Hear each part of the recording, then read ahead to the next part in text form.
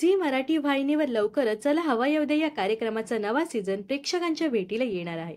याच दरम्यान आपल्याला या नव्या सीझनमध्ये सूत्रसंचालनाच्या भूमिकेत निलेश साबळे दिसणार नसून त्या जागी अभिनेता अभिजित खांडकेकर दिसणार आहे.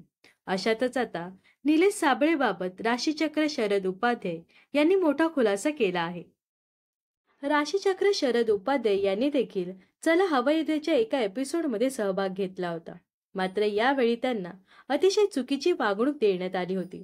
याबाबत बोलताना ते म्हणाले, आदरणीय निलेशजी साबळे, आपल्याला दुसऱ्या पर्वातून डच्चू देऊन त्या जागी अभिजित खांडकेकर यांना घेतलं. ही बातमी पेपरमध्ये वाचली. वाईट वाटलं, पण आश्चर्य नाही, कारण मला तुम्ही एकदा बोलवलं होतं. त्याचप्रमाणे मी 11 वाजता पोहोचलो, पण 3 वाजेपर्यंत त्या जागी कोणीही फिरकलं नाही. मला पाणी हवं होतं, पण एका दोघांना सांगूनही तो आणतो म्हणून गेले, पण आलेच नाही. निलेश, तुम्ही इतर कलावंतांच्या रूममध्ये जाऊन गप्पा मारत होतात, पण माझ्या रूममध्ये डोकावायला तुम्ही 4 वाजता आलात. तेव्हा एक स्माईलही न देता स्टेजवर गेलात.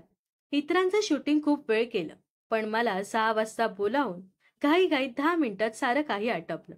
त्यावेळी इतर कलाकार मध्ये मध्ये बोलत होते. माझा सारा दिवस फुकट गेला. एडिटिंगमध्ये देखील माझी उत्तरं गाळली आहेत. बाहेर आपली भेट झाली तेव्हा वडिलांच्या नात्याने काही सल्ले दिले, पण कार्यक्रमाचा प्रमुख म्हणून आपल्या डोक्यात हवा गेली होती.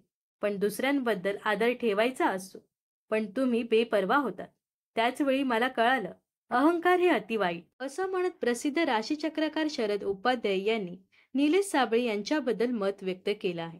चला हवा येऊ द्यामध्ये निलेश साबळे दिसणार नाही हे कळताच प्रसिद्धीची हवा डोक्यात गेल्याचं त्यांनी अनुभवावरून सांगितलं आहे.